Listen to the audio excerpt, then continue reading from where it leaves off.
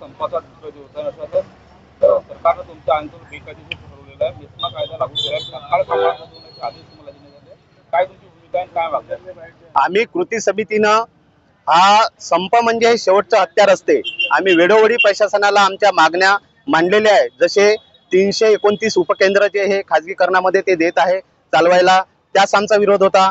आमची पेन्शन योजना जी आहे ती लागू करावी ही सुद्धा आमची मागणी होती. त्याचप्रमाणे ट्रान्समिशनचे जे आहे 200 कोटीच्या वरचे जे प्रकल्प आहे ते खाजगी कंपनीला चालवायला हे देत आहे. जलविद्युत प्रकल्प जे आहे त्यांचा 99 वर्षाचा करार संपलेला आहे आणि ते परत करार रिन्यू न करता खाजगी कंपनीला ते देत आहे.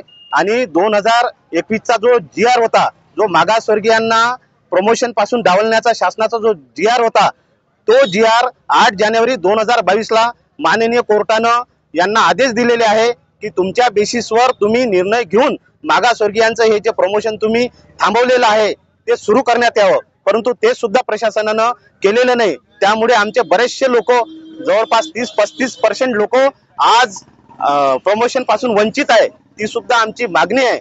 त्यामुळे आम्ही हा 72 तासाचा, आमची जी कृती समिती आहे 7 संघटनांची, हा 72 तासाचा संप आम्ही ठरवलेला होता. आणि काल प्रशासनानं आमच्यावर मेस्मा अंतर्गत मुंबईच्या लेबर कोर्टमध्ये हे दाखल केलेलं आहे प्रपत्र. परंतु आमचं म्हणणं असं आहे की मेस्मा तेव्हाच लागू होतो जेव्हा अत्यावश्यक सेवा तुम्ही बाधित करता.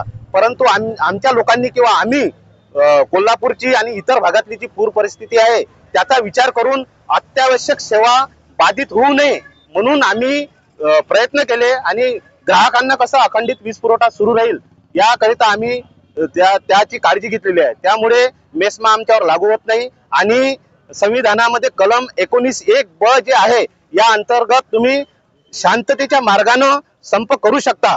त्यामुळे आम्ही कोणताही गुन्हा केलेला नाही आहे. त्या प्रशासनाविरुद्ध जे खाजगीकरण आहे आणि जे काही रिस्ट्रक्चरिंग या एकतर्फी लागू केलेलं आहे, आमच्या या रिस्ट्रक्चरिंगला विरोध नाही आहे. परंतु आमचं म्हणणं असं आहे का ज्या 30-35 हजार ज्या आमच्या वॅकन्सी आहे त्या पूर्वी भरा. त्यामुळे आमचे जे कामाचे तास आहे शिफ्ट वाईज आम्ही लोकांच्या ड्युट्या लावू शकू आणि कामाचे तास प्रत्येकाचे निश्चित होईल. त्यामुळे एकतर्फी या रिस्ट्रक्चरिंगला आमचा विरोध आहे. आणि या सर्व मागण्यांसाठी आम्ही अजूनही ठाम आहे. मेस्मा जरी लावला आणि आम्हाला तुरुंगात जरी टाकला आणि आम्हाला फाशी जरी दिली तरी आम्ही आमच्या उद्देशापासून, आमच्या मागण्या मान्य होईपर्यंत दूर जाणार नाही. आणि 72 तासाचा संप समोर पुढे पण वाढू शकतो. प्रशासनानं आमची वेळीच दखल घ्यावी अशी आमची प्रशासनाला विनंती आहे.